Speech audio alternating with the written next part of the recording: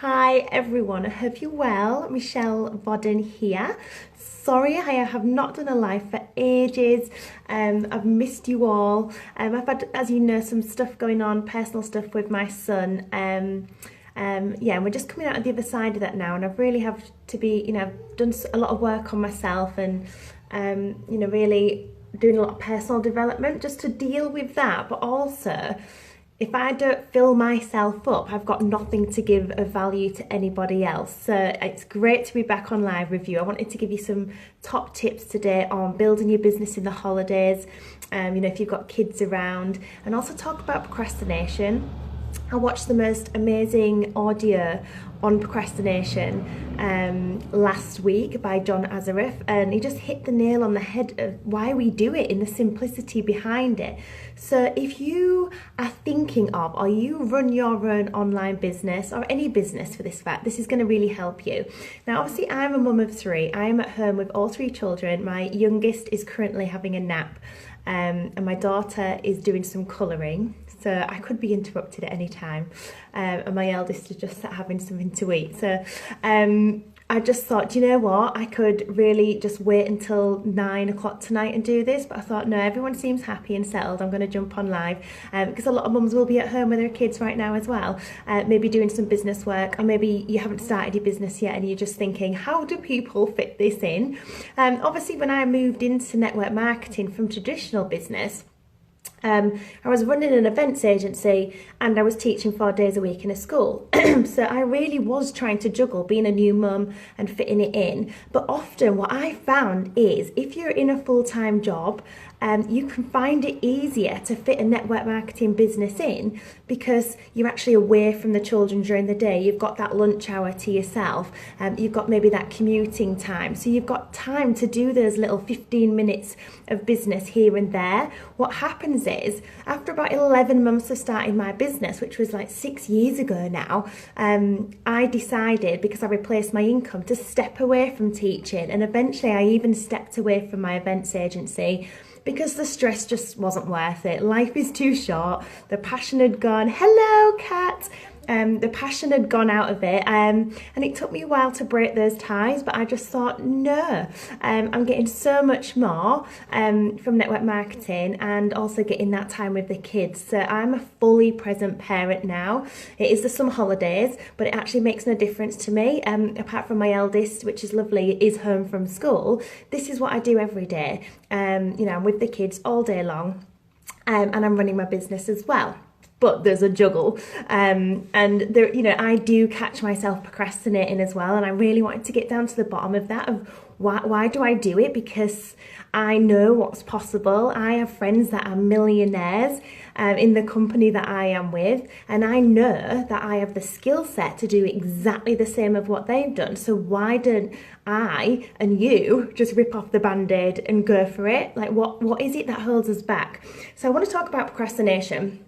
If you're procrastinating on anything, so maybe you've started your business or you've been in business a while and you're just not doing what you know you're meant to be doing on a daily basis. So you've got that daily method of operation, which in network marketing is like really simple tasks, really easy things to do, but so easy not to do as well, and just let the day slip by.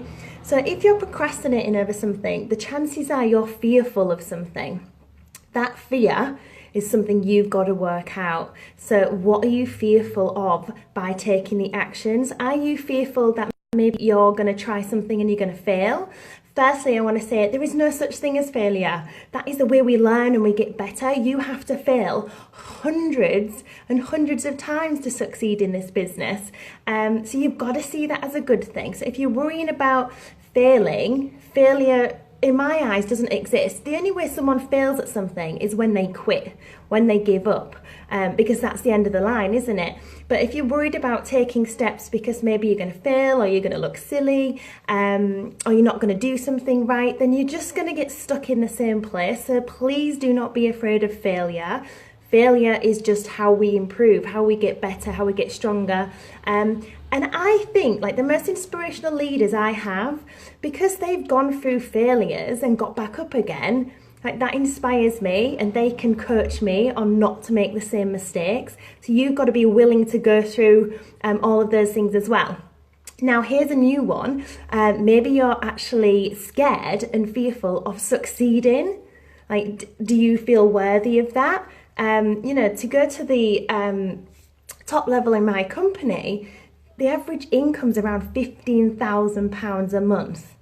Okay, so a lot of people, and I've even questioned myself here, are actually fearful of what if that was my reality? Like, could I cope with that? Am I worthy of earning that much? You know, could I handle that type of money? So it's not always fear of failure. It can be fear of success as well. So maybe think, is that something that you're attaching yourself to as well? Are you worried about what other people think? This is such a big one. And oh my God, it took me about 3 years to get over this. And I wish I'd worked and done personal development reading that I do now, like 10 years ago when I set up my other business, because I was always consumed about what other people would think, and how this was looking from the outside. And actually everything I did with my events agency, it was kind of a lot of it was for sure, and to get that recognition, and that would make me feel better about myself. Instead of just working on myself so that I could be happy with myself, looking for that outside recognition, which you get in the bags full in network marketing, but you've got to be, you know, feel worthy yourself and not worry what other people think. In this industry, like if I look at the last 6 years, when I first started, no one had really heard about it. There was pretty much no evidence that it worked in my whole region, of Yorkshire. There was just nothing there. And yeah, people just were very uneducated and didn't understand what it was and how it worked. And it's changed a lot. It's changed a lot. But if I'd have worried about all the kind of maybe the naysayers and any negativity I got, then I would have given up a long time ago. But because I jumped in and got to know the industry and read all the books, and understood that this is the biggest industry in the world, it creates more millionaires than any other industry on the planet, I realised that this was, especially my company, you know, one of the most highly regarded and highly regulated companies out there. My company has just been named the #1 global brand for healthy living inside and out, and that's against all brands that turn over 500 million plus in a year. Now imagine if I'd have given up before we had that title. So it's having that foresight and that vision to trust in what you know, irrelevant of what anyone else is thinking. So do not worry about what other people think. And again, what happens is this fear, which is leading to you procrastinating, what happens is the longer you procrastinate, the worse you feel about yourself. You start to have your self-esteem lowered because you know you're not doing what you should be doing. And that makes you feel pretty rubbish.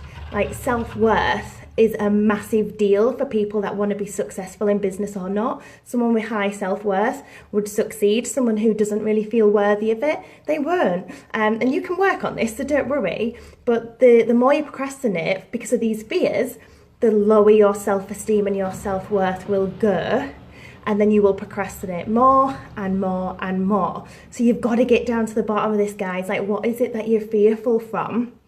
Try and recognize that, and the only way you can do it is break the cycle. Just take action, and team up with maybe other people that are going through the same thing, and just think, I am going to break this cycle right now.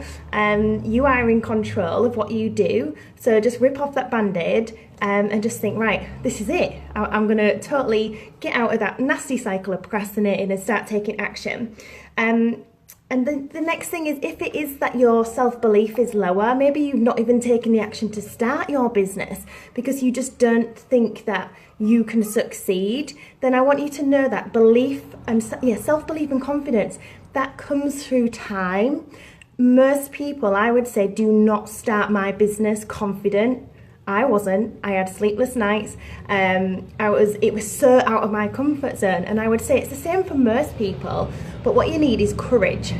because the confidence comes later as you become more competent. But until you become competent, you have a leader who's kind of linked arms with you, guiding you the way. So you can build your self-belief, and I can recommend some amazing books and audios for that. But actually the only way it happens is by getting out there and doing the do, and getting out there in the field and taking action, rather than sitting at home and procrastinating and starting to feel really rubbish about yourself. So I want to talk to you quickly about building your business in the holidays. So if you are in business and you've got kids, like, feel free to comment below. Let me know if you're kind of still working a job and building the business. Maybe you've brought yourself out of work, so you're kind of full-time mum and business owner, because it can be tricky.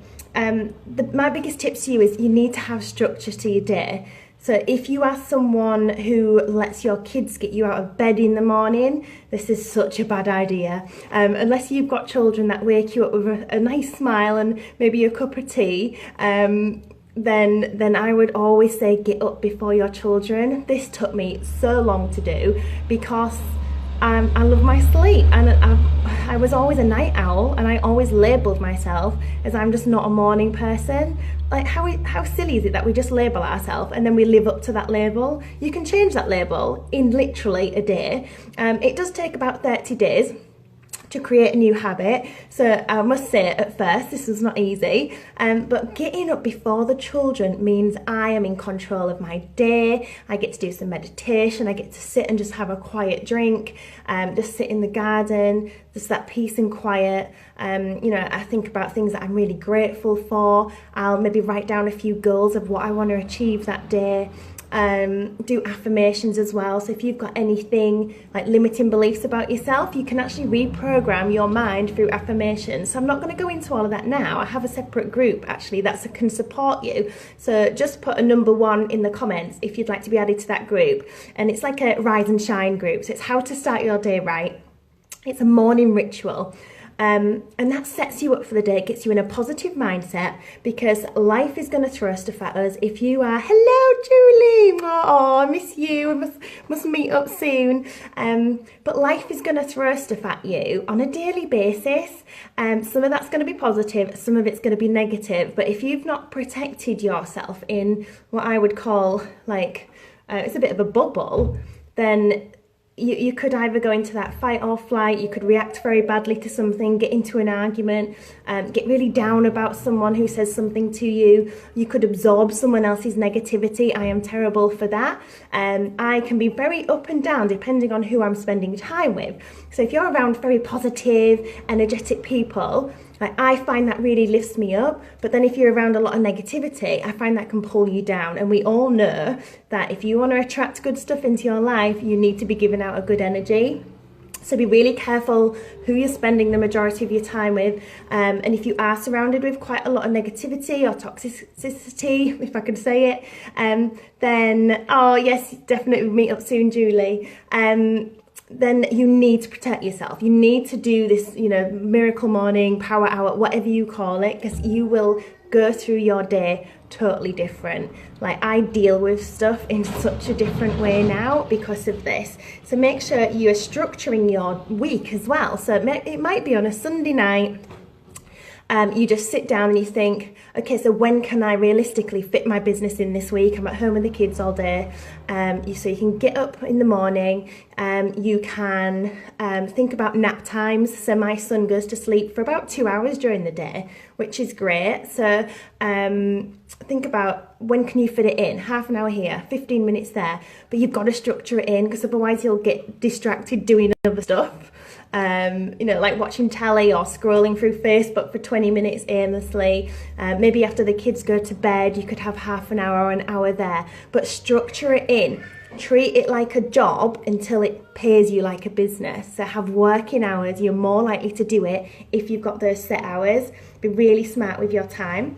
Don't give yourself more than 5 tasks to do in a day, because you'll overwhelm yourself. And then again, if you don't do them all, you're going to feel pretty rubbish, and then your self-esteem is going to go down, and then you're going to start procrastinating. So we don't want to get back into that cycle. And just realise, if you do run a business through the holidays, so many people lose momentum and lose motivation and enthusiasm. and not realizing that if you take 1 week off in your business, that actually will knock you back 3 weeks. It'll take you another 3 weeks just to get back into that momentum. So you've almost lost 3 weeks of your business.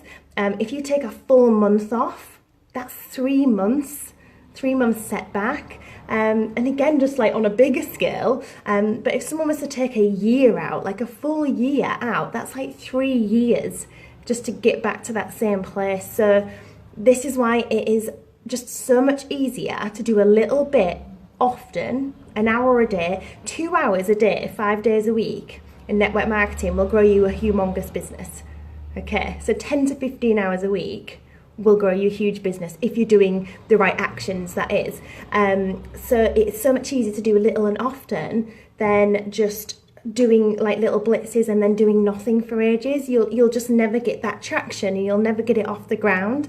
You know, your business is like an aeroplane. It's got to get that momentum to get off the ground before you can take your foot off the pedal and start to enjoy more of that passive residual income. So it's just worth it. Like, absolutely just go for it. Like your life depends on it.